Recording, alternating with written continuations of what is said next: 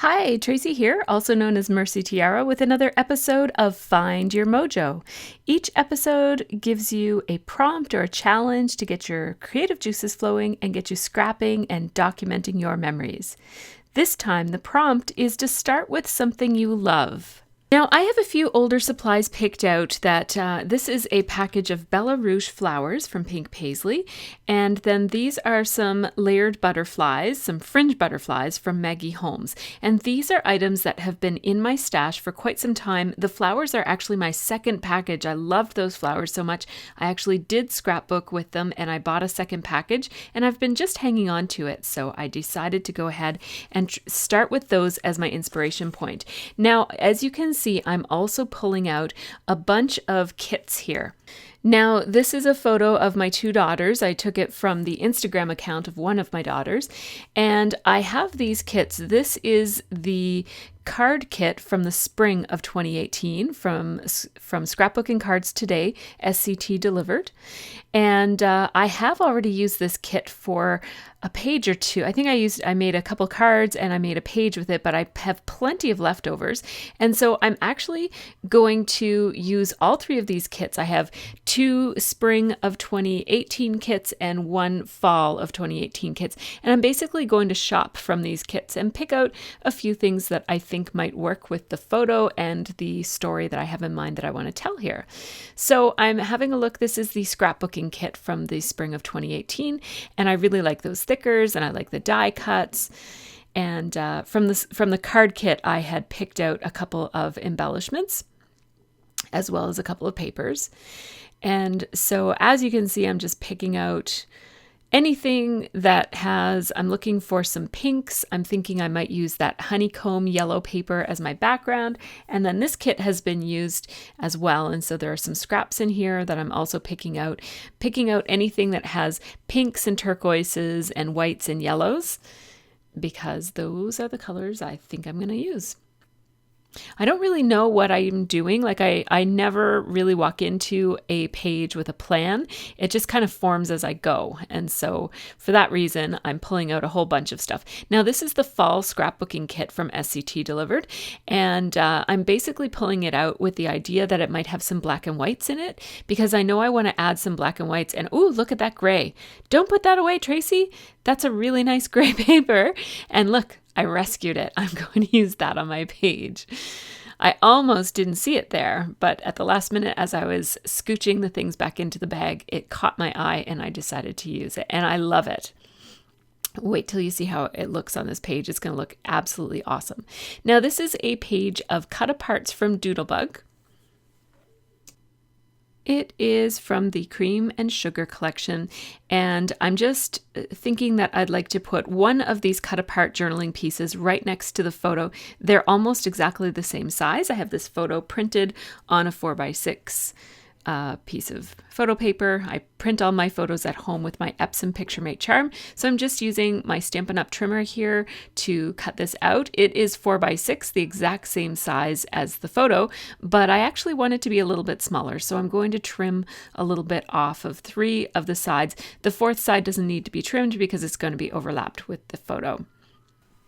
So now I'm going to pull out a piece of scrap paper, and I'm going to do my journaling ahead of time just because it's a big chunk of journaling that I'm going to be doing here. And so I want to make sure that I know what I'm saying. I often just journal off the top of my head, and my journaling tends to be quite rambling.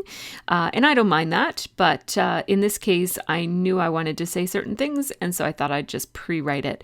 I'll read you what I wrote. It says, "We're catching our stride with this whole adolescence scene. It warms my heart to see them growing into their own little people, even though it still terrifies me from time to time. One thing is clear, they really love and respect each other despite their differences. As Sophie matures and as Liv finds her footings in teenagerhood, they have come together in a beautiful way." And so at this point, you can see I'm writing bigger than I plan to write on the card. And I'm just kind of estimating how long each line is going to be, and making it so that it fits. You'll see that I keep on kind of comparing it to the card and making sure. I know that when I make my print small enough to fit on this card, the print is not only going to be shorter, it's also not going to be as long, so more will fit on each line. Or, you know, those phrases should fit on the line once I shrink them down a little bit, is what I'm trying to say here. So as you can see, I'm just spelling that out. I think it's really nice to have your own handwriting on a page. If you don't like your handwriting, you could easily send this through a printer or through a typewriter. Would also look really nice. But I always try to just use my handwriting because it's the simplest and easiest. And over time, I've grown to like my handwriting a little bit more just from doing this.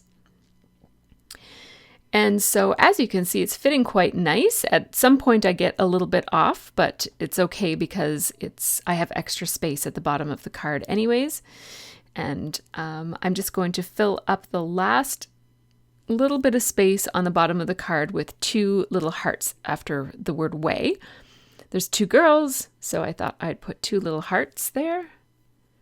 And I'm actually going to glue this journaling card to the photo so that I can manipulate the 2 of them together as one piece, so they will become one element that I have to place on the page instead of trying to figure out the 2 of them as separate pieces. And I do that a lot. Once I know that something is going to go a certain way, I'll just glue it down so that I can not have to worry about remembering that and dealing with multiple moving parts at once.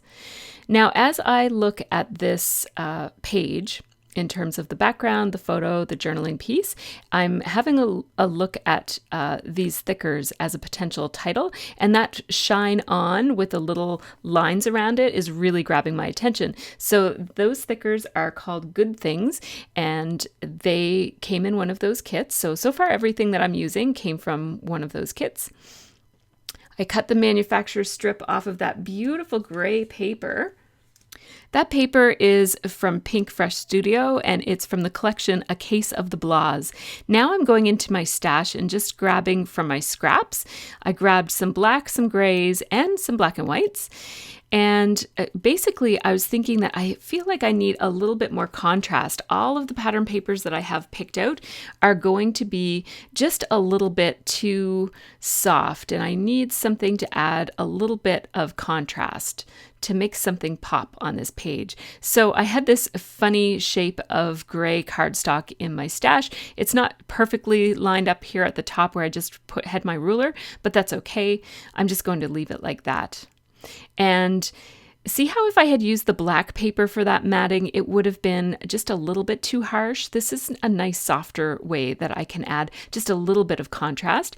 And then just to bump up that contrast a tiny little bit, I added those 2 horizontal black and white stripes. Not horizontal, they're diagonal, sorry. And they just add a little bit more contrast. I love adding a black and white element. And since I couldn't find any in the kits, I either used them or they didn't come with the black and white elements that I was looking for. Just going into my stash and grabbing some scraps really hit the spot.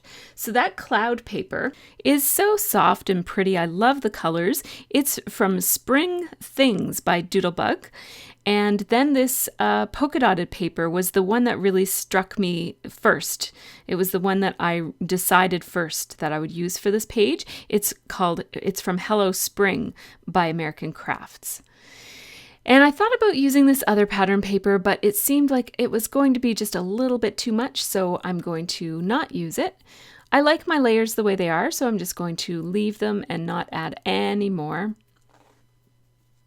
I just felt like adding that hunk of white because that last pattern paper that I decided not to use, it was very white and nothing else on the page has that much white except for the journaling card.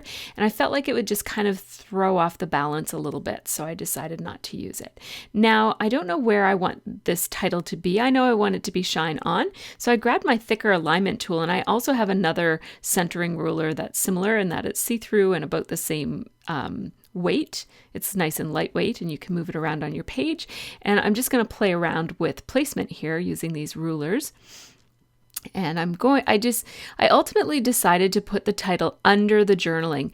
And I thought about putting it over to the side, like over to the right side. But ultimately, I think here it fills up some of that space under the journaling. And I just like how it ties together with the page, like with the other elements on the page, instead of kind of hanging out on the side all by itself. Also, this way I have more room to use these little lines that come out from the word shine, and they would have gone off the edge of the page if I had used that, moved the title over to the side. And so you see me just playing around there with a couple of different ideas of ways that I can add some more of those thickers. And so I'm going to place some hearts up here from that same set of thickers. And now I'm going to place my 3 rosettes here. One here, and now I'm going to pick a third location, I think up on the top here. What that does is it creates a visual triangle, and it guides your eye all the way around the page. It incorporates the photo as well as the journaling and the title. And as you can see, I'm putting the contrasting colored butterfly next to that pink rosette. And now I have all of the things on my page that I wanted to put on the page. So I'm feeling very good about this page so far. I like how it's coming together. And this is actually a very, very simple page. The design is very simple, just using a basic visual triangle that's basically following the triangle that those rosettes make, and then I'll just add a little bit here and there, and you'll see it will come together really, really easily now that those 3 flowers are placed. I was going to use these stickers, especially this label here. I feel like I need a label between the rosette and those hearts on the journaling tab, on the journaling card, but it was too light and too, I don't know, it just seemed a little bit too feminine and not youthful enough. I guess it seemed a little bit too elegant and grown up for this page. So I decided not to use that. It came in one of the kits. Now I'm going into my stash here. I keep my chipboard pieces sorted by color in these little cases. And so I'm just pulling out, that one says fries before guys, which is something my kids say. I think a llama on a teenager page is perfect, but I just couldn't work those things into the page. I felt like if I put either of those things on the page, it would be just there for the sake of being there instead of being there for a reason to tell part of the story or whatever. So I decided to put away my chipboard and pull out my journaling stickers. And as you can see, I've got a lot of journaling stickers here, and I pull out a handful of them, and I very quickly see this one that says unique. And I'm just going to go with it. And this is one of the tips that I have for you. As soon as you find something that will work, especially when you're going through your stash, as soon as you find something that will work, it's a good idea to just go with it. I could have spent 10 minutes searching through all of those stickers, and maybe I would have found one that's a little bit better, but the word unique works just fine there. And so I just went with it. And so sometimes when you spend a whole lot of time and energy searching for the very perfect element for your page, what I find is that sometimes I end up overthinking it and spending way more time picking out stuff and fretting over which exact thing I should use, and less time feeling creative and being kind of in that zone where you're being productive and creative and the page is coming along. So that's one little tip for not getting stuck. I pulled out this piece of Felicity Jane paper, which was from my stash, and this is the same paper that I already have on this layout, those 2 little tiny strips of black and white diagonal. Those 2 strips came from my stash, and I have several of this paper. It's my very favorite black and white paper.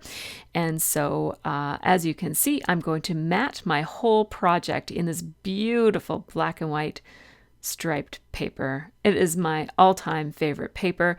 It always makes me happy when I can use a piece of this paper on a project. And as you can see, I'm gutting it so that I can use the center, because it's all going to be covered by the main part of my layout. I'm just making sure that the diagonal stripes are going the same way that the diagonal stripes are going in the layout. I don't want them to cause too much contrast and kind of make your eyes go a little buggy. Sometimes when your diagonals go all different directions, it kind of makes it feel a little bit scattered and disorganized. So then I saw this little set of embellishments from Pink Paislee that were in one of those kits that I pulled out at the beginning, and I decided to add butterflies to the other two embellishment clusters that don't have butterflies. And these are butterfly sequins, so they're a little bit different than that big Maggie Holmes butterfly, but it still kind of adds some repetition. So we talked about using the visual triangle as a design element, and now repetition is another design element that I'm bringing in here. These are from Glitter Girl. They're like sparkly little enamel shapes, and they're really, really adorable. But I thought at first that I would kind of scatter them all over the page, but I decided to just add one on each of the butterflies just to make those butterflies a little bit more substantial so that they stand up to the other butterfly that's already on the page that is quite eye-catching.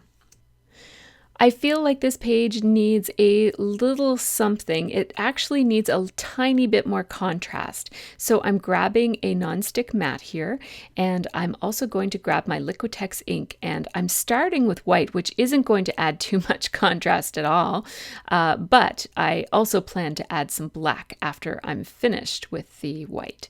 So the white, I'm just kind of splattering with my paintbrush in the three corners where my embellishments live.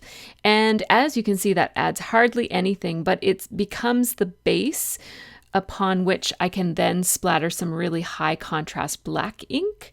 And I'm going to let it completely dry before I add the black ink, which really does not want to open. It's hurting my fingers to open it, but I'll get it open. There we go. And so now I'm just going to use that same brush, which I did dry. I washed it and let it sit as I let the white ink dry. I just cut that part out of the video because it was kind of boring just watching ink dry. But I'm splattering some black ink in each of those three corners, and I really like how that looks. The white ink is a very, very subtle addition, but I quite like how it looks. Now, the one thing that was bothering me with this was that the blue butterfly up in the very top of this page was the only blue thing on the page. So I added one of the blue heart embellishments. It's just a little button from one of the kits. And then I needed a third blue element that was similar. So I went ahead and went into my own button stash to find another blue button it's not exactly the same color as the others, but it's pretty close. So it adds a little bit of blue in the other corner. And so as I take you around this page, I want you to think about the design principles that I use to make this page. This is a very simple page. It uses a visual triangle. It uses repetition of both form in the butterflies and flowers, and also in color. So there's some pink, some blue, and some gold in each corner, and also some splatter in each corner as well. The third design element that I used on this page is contrast, and I use that by adding the gray mat around the photo, and also the hits of the black and white and the black ink at the very end as well. Adds some contrast to this page, and it just helps kind of draw your eye around the page, but also helps some of the other elements pop out and be differentiated from one another. I hope you found this video helpful for jumpstarting your mojo. The next time you sit down to scrapbook and you're just not sure where to start, grab some of your very favorite embellishments and just make it your task to get those on your page and help you tell the stories that you're trying to capture in your scrapbooks. Take care, and thanks so much for watching, and have a really great scrappy week.